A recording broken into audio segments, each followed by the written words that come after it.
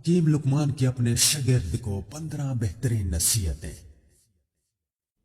اگر آپ اپنے بارے میں کسی کی رائے جاننا چاہتے ہیں تو اس سے ناراض کریں۔ مصیبت کے وقت غیر موجودگی کسی بھی رشتے کے تقدس کو ختم کر دیتی ہے، چاہے وہ کتنا ہی مضبوط کیوں نہ ہو۔ کسی محفل میں بیٹھو تو اپنی زبان کو قابو میں رکھنا۔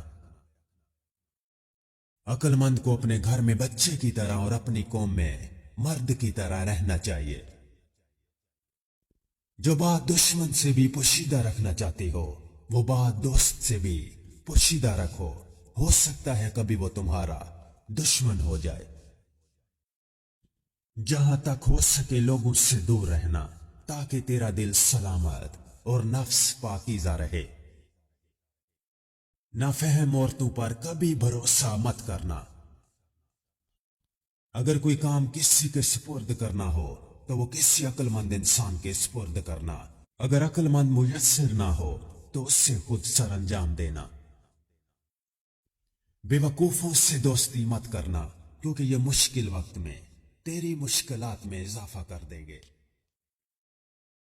میں نے لوہا اور پتھر سب اٹھائے لیکن قرض سے زیادہ بوجھل چیز کوئی نہیں اٹھائی، اس لیے اپنی زندگی میں جتنا ہو سکے قرض سے بچنا۔ میں نے عقل بے وقوفوں سے سیکھی ہے، جن کاموں سے وہ نقصان اٹھاتے تھے ان سے پرہیز کرتا تھا۔ غصے کی حالت میں ہمیشہ سچ بولا جاتا ہے۔ آپ کو آپ سے بہتر کوئی نہیں سمجھ سکتا، لیکن کوئی اس کی کوشش کرتا ہے تو یقیناً وہ آپ سے محبت کرتا ہے۔ عبادت کے وقت اپنے دل کو قابو میں رکھنا۔ جب دسترخوان پر بیٹھو تو اپنے پیٹ کو قابو میں رکھنا۔ کسی کے گھر جاؤ تو اپنی آنکھوں کو قابو میں رکھنا۔ حکیم لقمان سے پوچھا گیا سب سے بڑا عالم کون ہے؟ جواب دیا جو دوسروں کے علم کے ذریعے اپنے علم میں اضافہ کرتا ہے۔ اکثر لوگوں کے جب مقصد ختم ہو جاتے ہیں تو ان کا ضمیر جاگ جاتا ہے۔ جب تک مفاد رہتا ہے ضمیر بھی سویا رہتا ہے۔ ہم وہ سارے کام پہلے کر لینا چاہتے ہیں جو ہمارے نفس کو پسند ہیں، اور وہ سارے کام زندگی کے آخری حصے کے لیے چھوڑ دیتے ہیں جو اللہ کو پسند ہیں۔ حکیم لقمان کی اپنی بیٹی کو 10 اہم نصیحتیں۔ اگر تم چاہتی ہو کہ تمہاری اولاد نیک ہو تو خاوند سے ہمیشہ رزق حلال کا تقاضا کرنا۔ اگر تم خاوند کے گھر میں خوش رہنا چاہتی ہو تو غیروں کی بات پر کبھی دھیان نہ دینا۔ عورت کے ہمدرد صرف 4 ہیں: باپ، بھائی، شوہر اور بیٹا۔ باقی کسی سے ہمدردی کی امید عورت کے لیے انتہائی خطرناک ہے۔ شوہر کے رازوں کو ظاہر نہ کرنا، یعنی گھر کی بات کو گھر تک رکھنا، باہر کسی غیر سے مت کرنا کہ یہ بات تم دونوں میں جدائی کا سبب بن سکتی ہے۔ ہمیشہ خاوند کے مال کی حفاظت کرنا، یعنی اس کو اپنا مال سمجھنا اور اس سے صحیح جگہ خرچ کرنا، فضول خرچی سے بچتے رہنا۔ کوشش کرنا کہ تجھ سے خاوند کی مرضی کے خلاف کوئی بات سرزد نہ ہو۔ اگر غلطی سے ہو بھی جائے تو غلطی کی تلافی کی بھرپور کوشش کرنا۔ اگر تم چاہتی ہو تمہاری زندگی اچھی گزرے تو ہمیشہ صدقہ کرتی رہنا۔ اگر تم چاہتی ہو کہ خاوند ہمیشہ محبت کرے تو ہمیشہ صاف ستھری رہنا۔ پیاری بیٹی، اگر تم چاہتی ہو میرا گھرانہ سب سے اعلیٰ ہو تو بچوں کی اچھی تربیت کرنا۔ دولت تقسیم کی جائے تو کم ہوتی ہے، علم بانٹا جائے تو بڑھ جاتا ہے۔ بچپن کا علم پتھر کی لکیر ہوتا ہے۔ حکمت اور دانائی مفلس کو بادشاہ بنا دیتی ہے۔ وقت کی اگر قیمت ہے تو وہ اس کا صحیح استعمال ہے۔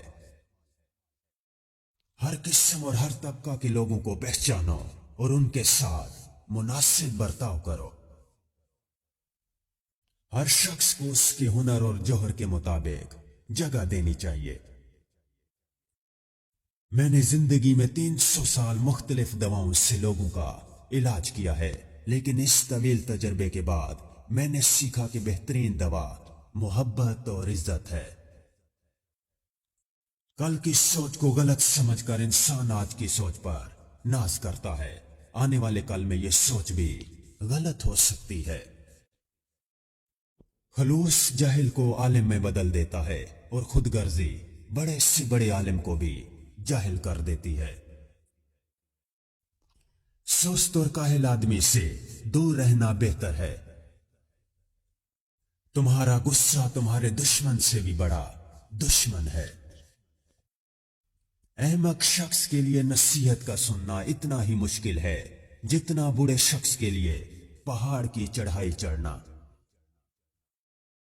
جانور جب بھوکا ہو یا خطرے میں ہو تو انتہائی خطرناک ہوتا ہے، جبکہ انسان جب پیٹ بھرا اور طاقتور ہو تو انتہائی خطرناک ہوتا ہے۔ موت ایک کھلا راز ہے، کھلا اس لیے کہ ہر شخص جانتا ہے کہ موت ہر حال میں آنی ہے، اور راز اس لیے کہ کوئی بھی نہیں جانتا کہ کب، کہاں اور کیسے۔ جب کسی کام میں اچھے برے کی پہچان نہ رہے تو آغاز کو دیکھ کر انجام پہچان لینا چاہیے۔ حکیم لقمان سے پوچھا گیا کہ کیا موت سے زیادہ تکلیف دہ کوئی لمحہ بھی ہو سکتا ہے؟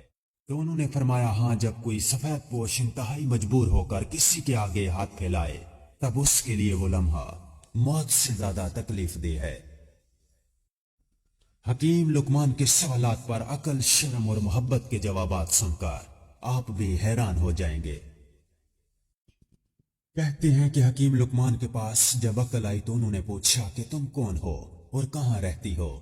عقل نے جواب دیا میں عقل ہوں اور میں انسان کے سر میں رہتی ہوں۔ عقل کے بعد شرم آئی تو لقمان حکیم نے اس سے بھی یہی سوال پوچھا، تم کون ہو اور کہاں رہتی ہو؟ اس نے جواب دیا میں شرم ہوں اور میں انسان کی آنکھ میں رہتی ہوں۔